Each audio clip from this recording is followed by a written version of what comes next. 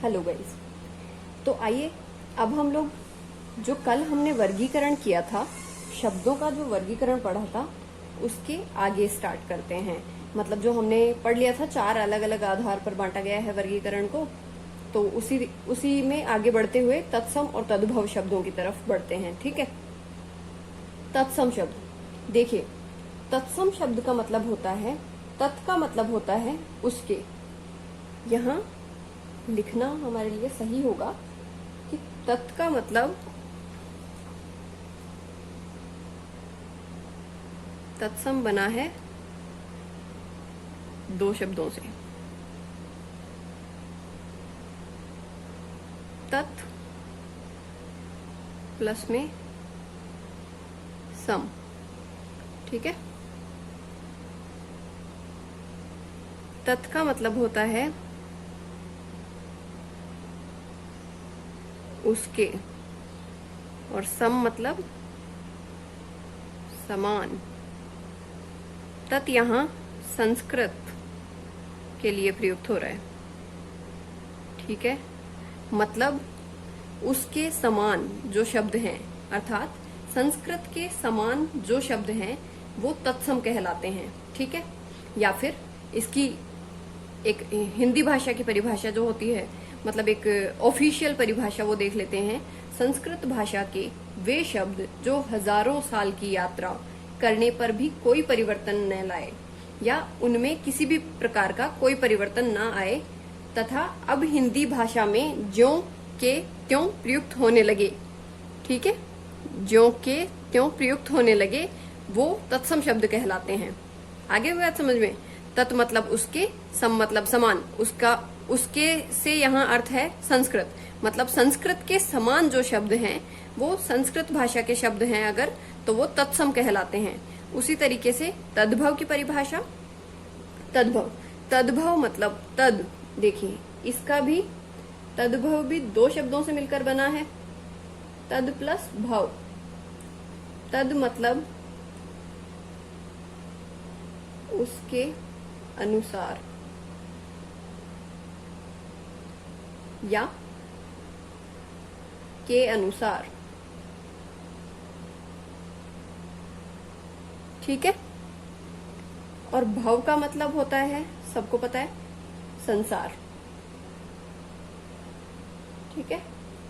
भव का मतलब होता है संसार, मतलब जो शब्द संसार में आने के बाद, मतलब उसके अनुसार, अर्थात संसार के अनुसार जिन्होंने अपने आप में रूप परिवर्तित कर लिया।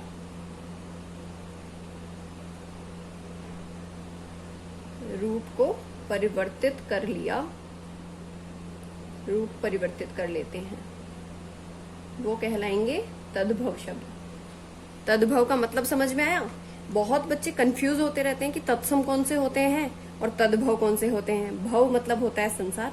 संसार के अनुसार अगर किसी ने अपने आप में चेंजेस ले आए हैं या कोई शब्द अगर संसार के अनुसार बदल गया है तो वो चीज होगी तद्भव। और तत्सम होगा, तत् मतलब उसके और सम मतलब समान, मतलब संस्कृत के समान। संस्कृत के समान वाले जो शब्द होंगे वो तत्सम शब्द कहलाएंगे। ठीक है। तद्भव की परिभाषा पढ़ लेते हैं।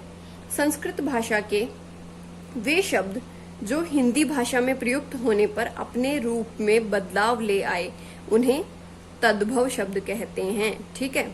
इसी तरीके से अब तत्सम शब्दों का तद्भव शब्दों में रूपांतरण होता है। तो अब हम कुछ एग्जाम्पल्स देख लेते हैं, जैसे कि आलस्य। आलस्य एक संस्कृत का शब्द है, उसको हमने क्या बदल दिया? देखिए, तद्भव मतलब ये मान लीजिए जिसमें भी हमें थोड़ा हार्ड लग रहा था बोलना, या फिर जो शब्द हार्ड थे बोलने में, उन शब्दों को बस थोड़ा इजी करने के लिए लैंग्वेज में चेंज आ गया है। तो उसी तरीके से आलस्य को हमने क्या कर दिया है? आलस। आगे बात समझ में। मतलब हमारी जीभ को थोड़ा भी, मतलब होता है ना, क्या बोलते हैं कि जीभ को बिल्कुल भी जोर ना आए, बस ऐसा होना चाहिए। ठीक है। मतलब हमेशा संस्कृत के शब्द से हिंदी वाला जो शब्द होगा वो बोलने में आसान होगा। तो हमेशा ये देख लेना कि जो भी थोड़े हार्ड हैं बोलने में वो तत्सम होंगे। ठीक है, मतलब एक ट्रिक है एक तरीके से। ठीक है, आलस्य का आलस हो जाएगा। वैसे ही अगर हम लिखें अनार्य, अब अनार्य, अब आधे बच्चों को तो समझ ही नहीं आ रहा होगा कि अनार्य होता क्या है। अनार्य एक्चुअल में अनाड़ी को ही कहते हैं, क्योंकि हम लोग को तो इतना जोर आता है कि हमें अनाड़ी हमने बना लिया और उसका रियल जो शब्द था वो ही भूल गए। ठीक है, होता ये है। तो अनार्य एक संस्कृत का शब्द था, तत्सम शब्द है जिसका तद्भव रूप हो गया अनाड़ी। मतलब ये है तद्भव, ये वाले दोनों ही इस तरफ वाले तद्भव हैं और उधर वाले हैं तत्सम शब्द। आगे बात समझ में। देखो, तत्सम और तद्भव में पहचानने का सबसे आसान तरीका है एक तो कि तत्सम शब्द थोड़े हार्ड होंगे और तद्भव शब्द आसान होते हैं। ठीक है, जैसे वानर। वानर, वानर का मतलब बंदर होता है। ठीक है, वो मतलब हम ही ने निकाला है क्योंकि आसान कर देने के लिए, इसलिए ये तो तद्भव शब्द हो गया और ये हो गया हमारा तत्सम शब्द। ठीक है गाइस, इस तरीके से। ठीक है, और भी कुछ एग्जांपल्स बता देती हूँ। जैसे सूर्य का सूरज हो जाता है। ठीक है, अमावस्या, ये इंपॉर्टेंट है। अमावस्या, अमावस्या का हो जाता है अमावस, कहती है ना। अच्छा देखो, एक चीज और आप याद रख सकते हो, जो शुद्ध बोलते हैं जैसे टीचर्स वगैरह और ये सारे जो बोलते हैं लोग, वो शुद्ध बोलेंगे तो वो तत्सम शब्दों का यूज ज्यादा करेंगे। और जो हमारी दादी अम्मा टाइप्स जो होते हैं लोग, मतलब जो बुजुर्ग लोग होते हैं, वो सारे के सारे लोग बोलेंगे पक्का वो लोग बोलेंगे तद्भव शब्दों को बोलेंगे। जैसे कभी भी आप देखना कि आपकी दादी अम्मा अमावस ही बोलेगी, अमावस्या तो कभी नहीं बोलेंगी। ठीक है, तो इससे ये समझ आता है कि जो हमारी यहाँ प्रयुक्त होने वाले शब्द हैं, मतलब जो हिंदी भाषा में जिन्होंने अपने आप में बदलाव कर लिया है थोड़ा आसानी के लिए, वो शब्द कहलाएंगे तद्भव।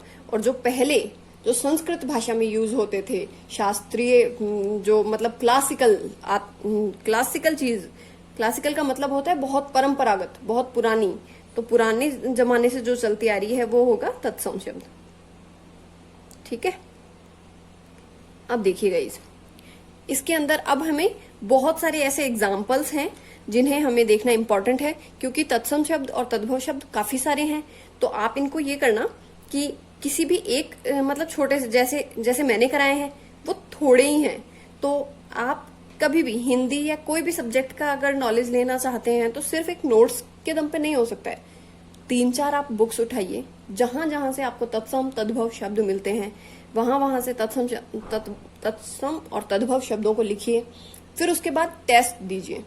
हमेशा होना चाहिए कि हम लोग एक टॉपिक पढ़ लें, उसके जस्ट बाद में हमारा टेस्ट होना चाहिए, हमें पता लगना चाहिए कि हमने कितना सीखा है। ठीक है, तो गाइज टाइम वेस्ट ज्यादा ना हो, इस वजह से हम लोग बहुत सारे और एग्जाम्पल्स देखते हैं। हाँ तो गाइज देखिए, अब ये बहुत सारे एग्जाम्पल्स हैं जिनके हमें, ये सारे के सारे तत्सम शब्द हैं। ठीक है, और हमें इनके बनाने कौन से रूप हैं? तद्भव रूप। तो देखो, अमूल्य, अमूल्य मतलब जिसका मोल निर्धारित ना किया जा सके, उसका बन गया अमोल। ठीक है, उपाध्याय, ये बहुत इंपॉर्टेंट है। उपाध्याय का हो जाता है ओझा। क्या हो जाता है? ओझा। उपाध्याय का बहुत ज्यादा इंपॉर्टेंट है। ज्योति, ज्योति का हो जाता है ज्योति। ठीक है, या ज्योत भी कह सकते हैं हम। ठीक है, कांशकार, कांशकार का होता है कसेरा। ये भी एग्जाम्स में आता है हमेशा। ठीक है गाइज, अब देखिए, धैर्य का होता है धीरज। नव्य का नया। पर्यंक, ये बहुत इंपॉर्टेंट है। पर्यंक का हो जाता है पलंग। अब गाइज आप सुनिए हम लोग हमेशा ही पलंग नाम यूज करते हैं, हमें ये पता तक नहीं है कि किस शब्द से ये बना था। पलंग का असलियत में ये पर्यंक शब्द से बना है। पर्यंक संस्कृत का शब्द है जो कि एक तत्सम शब्द है, मतलब जिसने अपने रूप को परिवर्तित नहीं किया है, और इसका जब रूप परिवर्तित हुआ उसके बाद जो शब्द कहलाया वो तद्भव शब्द हो गया पलंग। ठीक है, मोस्ट इंपॉर्टेंट है पिपासा। पिपासा मतलब होता है प्यासा। ठीक है, जैसे लिखा हुआ आता है ना बीएड की किताबों में हमारे, ज्ञान दर्शन की मीमांसा, ठीक है, और गीता दर्शन पिपासा, गीता दर्शन की प्यास, मतलब जो गीता को पढ़ना, इस तरीके से मतलब प्यासा होता है इसका मतलब। व्याघ्र का मतलब होता है बाघ। ठीक है, आई बात समझ। अब देखो कई लोगों को होता है कि अनमोल, अनमोल और अमोल में कोई अंतर ही नहीं है। अमोल का मतलब तो होता है अमूल्य, ठीक है, और अनमोल का मतलब क्या होता है? मैं आपको बता दूं कि अनमोल और अमूल्य दोनों में बहुत अंतर है। अमोल का मतलब जिसका मोल निर्धारित ना किया जा सके, और अनमोल, अनमोल का मतलब होता है जिसका मोल निर्धारित किया जा सके पर वो बहुत ज्यादा कीमती हो। बेशकीमती जो चीज होती है वो अनमोल होती है, ठीक है, पर अमोल नहीं होती वो। आगे बात समझ। मतलब जैसे कोहिनूर, कोहिनूर जो हीरा होता है, मान लीजिए कोहिनूर है, कोहिनूर एक अनमोल हीरा है, ठीक है, परंतु गांधी जी के विचार वो एक अमूल्य वस्तु है, अमूल्य है हमारे लिए, ठीक है। मतलब उनका मोल हम निर्धारित नहीं कर सकते, जबकि कोहिनूर का मोल बहुत ज्यादा होगा, पर फिर भी कोई ना कोई एक मोल तो निर्धारित